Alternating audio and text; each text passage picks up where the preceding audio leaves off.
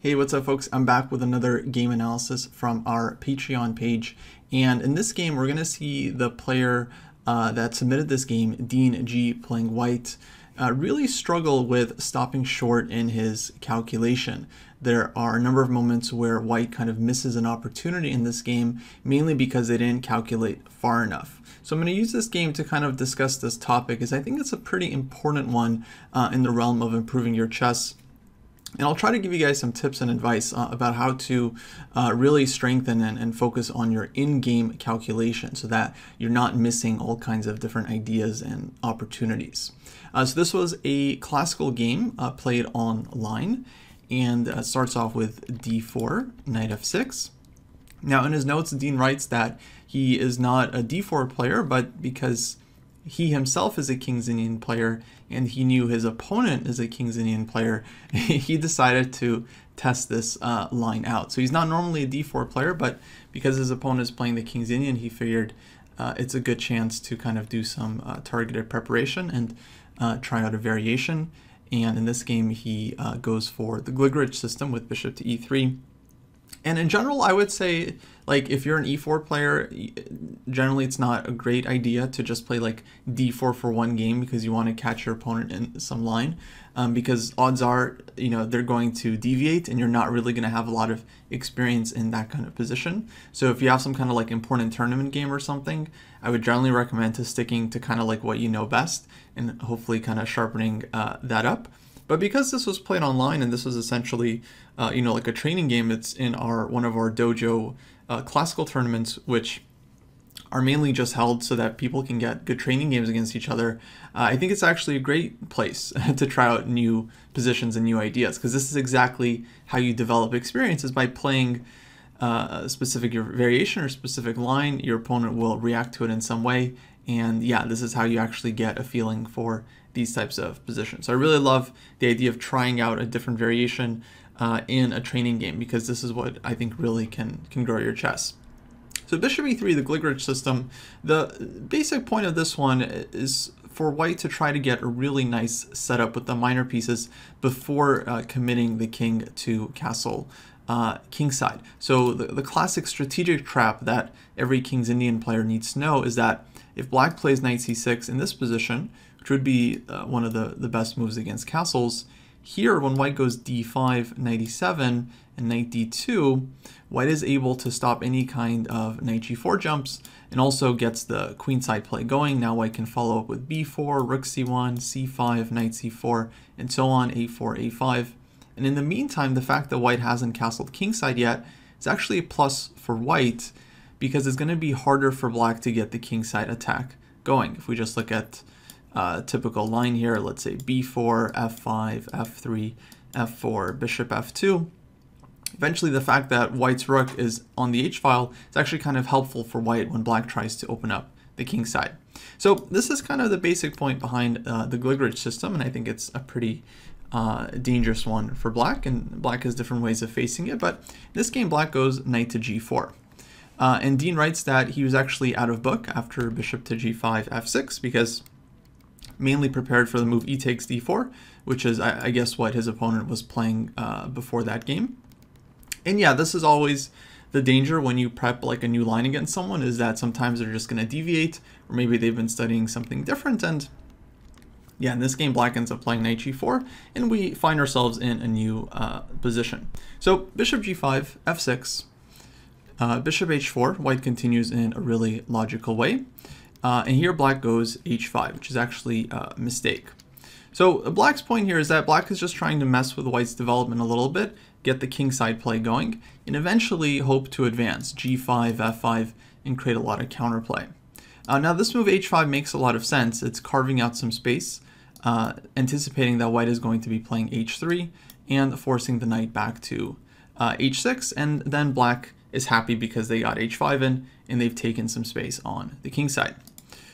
So white goes h3, logical move, knight h6, and here advances d5. Again, a very logical move, but as it turns out, Dean misses something pretty strong. White could have played d takes e5, and then after d takes e5, queen takes d8, rook takes d8, and knight d5, black is actually just losing material. f6 is hanging, c7 is hanging, and yeah, white is winning material here.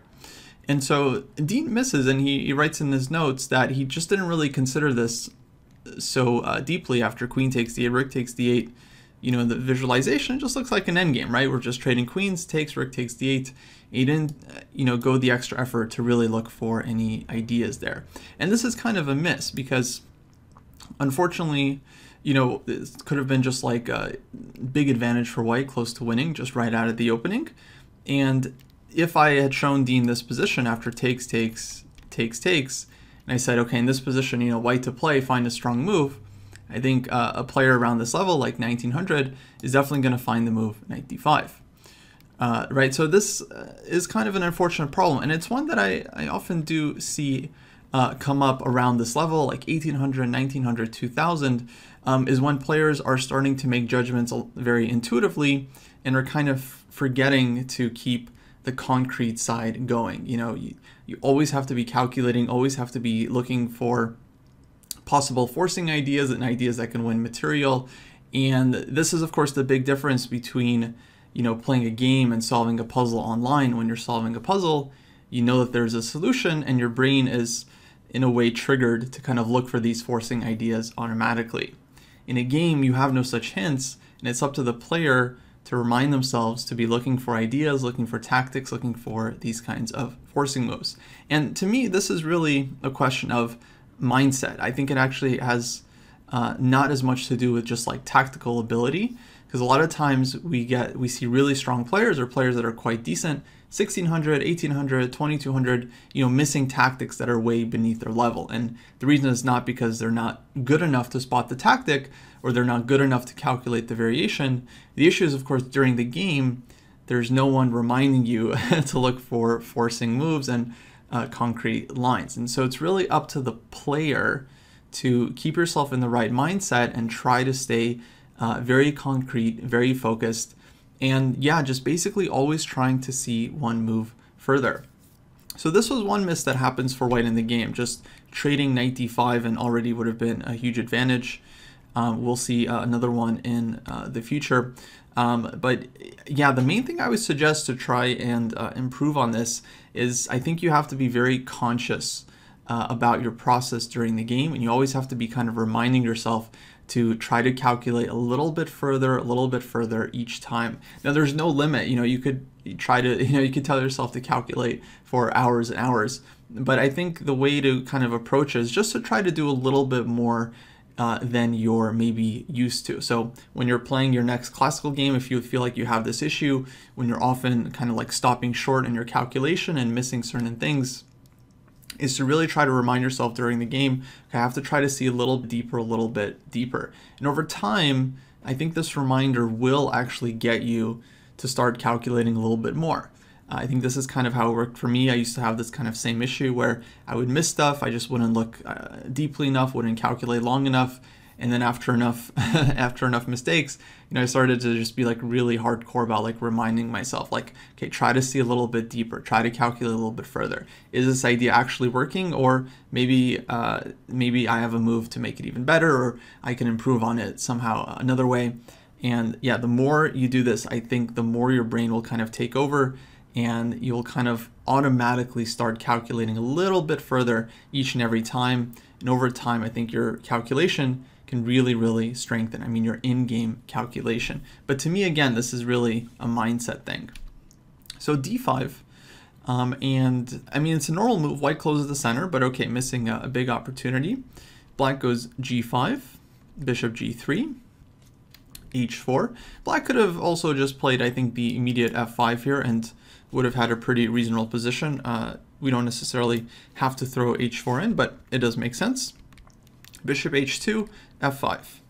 Yeah, now at this point, Dean doesn't take. He ends up playing g3, just trying to fight against the king side, and he writes that he didn't like e takes f5 because it would activate black's pieces. I think strategically, actually, in these types of positions, when the opponent is not able to recapture with the pawn, I think white very often does want to take on f5 because this creates the e4 square for white's pieces. So it does give black a square, but it also gives white a really nice square for the knight on e4. Now, if knight takes f5, then yeah, knight e4, and I think white is doing quite well here. The plan, I think, would be to follow up with something like c5 and creating some play on the c file. And from here, I think white should actually just go ahead and castle kingside. I think with the bishop on h2, white's king is actually going to be reasonably safe here. White can always make a move like knight to d2 if they need to kind of fight for more light squares. And if bishop takes f5, fighting for the e4 square, then yeah, typically this move knight to d2 is going to be quite nice for white, planning to plant the knight on e4. Sometimes you also want to play bishop d3, but you really have to be careful about e4 in this kind of position. So I would maybe suggest knight to d2 and then fighting for the e4 square with our minor pieces, also opening up the bishop to control the g4 square nicely as well. So yeah, I think at this point white definitely should have taken on f5, but we get g3, h takes g3, f g3. Black decides to take on e4, so we end up getting this structure anyway. Here actually I think white is doing quite well with this nice e4 square. Knights are attacking the g5 pawn, and we get further complications. Bishop takes h3, white also grabs a pawn, bishop to g2. Now at this point, Dean was considering knight e6, but figures out that it doesn't work, and indeed, yeah. After knight e6, let's say queen goes to e7, for example, knight takes f8. Black can first take this knight on e4, the rook is still under attack, the knight is under attack, and yeah, white is not going to be doing well, materially speaking. Going to be losing 2 pieces for the rook. So yeah, just rook g1 is played, bishop takes e4, knight takes e4, knight f5. And here white plays queen to b3, and this is actually kind of like a similar mistake to what we've seen before. And Dean, I think, makes a very good annotation here. It's like this is the kind of move that might work at lower levels or in a bullet or blitz game where black might decide to just kind of immediately defend the b7 pawn. But in a classical game, even black can consider to sacrifice this pawn. And here black does the absolutely right thing, just knight to d4, just plays for activity. And all of a sudden white realizes that, hold up, now if I take on b7, just knight d7, and okay, we grab this one pawn, but knight c2 is a huge threat, rook b8 is coming, bishop h6 is coming, white's king is about to just get completely lit up in the center. And yeah, so this is another, I think, kind of symptom of like superficial calculation, is that a lot of times you just kind of make assumptions like, okay, queen b3, I'm attacking this pawn, opponent has to defend it, and then I have time to castle or something. But no, black can play very dynamically here and starts fighting back knight d4. So queen d3, bishop h6, and game continues here. Now I think black is totally fine, and white is kind of on the back foot, as white isn't able to castle. Still though, position is kind of closed, so it's actually not that obviously great for black, and because white has this knight on e4, it's actually not that easy for black to really create a lot of threats against white's king. So knight a6 is played, e3, queen d7, actually kind of a blunder because now white gets knight f6 and wins the exchange, although the position still remains very, very messy. So takes, bishop to g7, and here is kind of another moment where white once again stops short with the calculation. This time it's a pretty complicated moment, but one that I think, again, a player around this level would be able to figure out in a different context, like if they were solving a puzzle or during some kind of lesson. So here white was considering the move queen to g6, which looks very strong at first glance, bringing in the queen to the attack, threatening things like bishop d3 and bishop to g4, but didn't like the move knight c2 check. And so the calculation went like this: queen g6, knight c2 check, then queen takes c2, we lose the rook on f6.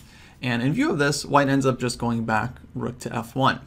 But once again, this was a moment where we kind of stopped a little bit short with the calculation. We needed to really try to make this idea work. And indeed, after queen to g6, in this position, knight c2 check, well, white, of course, does not have to take the knight. We can try to see this idea out, king to d2, hitting the knight. Black is forced to play knight takes a1. And here, white would have to see that this move, bishop to g4, is quite strong. Now, again, this isn't really about the visualization, because this is just a couple moves deep. It is possible to see that this move is coming with the threat of bishop e6 check, and that's going to be very devastating. I think this is again about kind of pushing yourself during the game to try to calculate further, try to make things work, and really try to justify your calculation with forcing and very concrete moves. So another kind of missed opportunity, as I think this one would just be winning for white. White would just get a very, very strong attack here. Instead, after rook f1, this gives black time to get the pieces in and create counterplay. The game stays really dramatic for some time. Bishop g4, queen e7, white castles queenside, and tucks the king away. E4 is played here. Now at this point, bishop f5, I think, it was very strong for white and would have just led to mate, but ends up being missed. We play king a2, kind of more of a prophylactic move. Maybe another sign that we really have to be thinking in much sharper terms, thinking about the more forcing moves and trying to create threats on every turn. So maybe Dean, the diagnosis is to do some more tactics, solve some more puzzles, but again, it's really going to be, I think, about that in-game mindset and reminding yourself to look for sharp forcing moves as much as you can. Because now black does get counterplay with queen e5, hitting b2, and the white decides here to trade queens with queen f7, queen h5 check. A reasonable decision, I think, when you're up the exchange to try to get the queens off the board. Your king is under attack. And yeah, white was very close to winning this game, but unfortunately, ends up with another calculation mishap. After bishop g1, e3, rook f7, e2, rook e1, rook e4. White trades on c5, knight takes c5. And here Dean decides to go after the pawn with g5, threatening rook takes e2, but simply misses that after g5, knight d3, rook takes e2, knight c1 check picks up the rook. So this move simply isn't working, and black can go ahead and play knight to d3 anyway. So another calculation miss. At this point, I think we are approaching time pressure. So this is of course going to happen once you run low on time. You're always going to be much more likely to make mistakes in calculation. So these kinds of things will happen. And over time, I think as you strengthen your overall calculation and your visualization, you do get better at seeing these things in time trouble. So instead of g5, I think we needed to play something like bishop to g6 to cover the d3 square from behind, and then try to pick up the pawn with rook f2, rook takes e2, and I think white should be winning this one. So actually the game was very entertaining. After g5, knight d3, white goes bishop to g6, which is probably not the best move. Knight takes e1, bishop takes e4, and now black just has to move the knight, and all of a sudden white has no way of stopping black from promoting. Actually, the best thing for white to do was to go ahead and give the material back with rook takes e2, or after knight c1 check, and knight takes e2, at least white is actually going to be, well, down a piece, but picking up a lot of pawns on the 7th rank. And I think this position actually would be very, very difficult for black to win, with white's rook just taking everything. But instead we get this very interesting endgame, knight g2, white goes rook e7, black promotes, and it kind of looks like the game is over. Black just has a queen for a rook here, but white keeps fighting and actually ends up getting a little bit fortunate here. Black goes queen takes g5, bishop takes g2, queen takes g2, rook takes b7. And there was a bit of a mess, but white actually ends up holding the game, creating enough counterplay with the rook and pawns that the queen isn't able to win it. So yeah, kind of amazing that white ends up saving this one, but it's a good reminder that even if you have a losing position, you should always keep fighting, as there are many cases where the rook can kind of find itself in a fortress against the queen. Here white doesn't really get so much of a fortress, but rather just a lot of counterplay with the pawns. And of course, I'm sure the time pressure had something to do with it as well, as black, does try to win the game, but has a very hard time breaking through. And eventually white is able to actually get some counterplay going with the passed d-pawn here. And yeah, black is able to take some pawns, dc5, but d6. But now white's d-pawn is so strong that black's queen is forced to give a perpetual check. And yeah, eventually the game was drawn. after this, and yeah, just to perpetual from here. So yeah, really interesting game, really exciting, but I think we kind of saw this like mistake kind of repeated, the stopping short in calculation. And yeah, this is something that I do see quite often with students, and in my own chess. When I was working up the ranks, I would often do this where I would just not really calculate far enough or not really be concrete enough. And I think it's something that you're always kind of working on as a chess player. You're always trying to improve this part of the game. But it's really, really fundamental. And I think a lot of it comes with your mindset during the game and you consciously thinking about looking at forcing moves, forcing variations, always trying to push yourself a little bit further each time. I think this is the way to get to that point where you're a stronger player, you're seeing more, and less stuff is going to get by you. All right, guys, I hope you found that lesson instructive. If you haven't subscribed to the channel yet, please make sure to do so. And hopefully I'll catch you in the next video. Take care.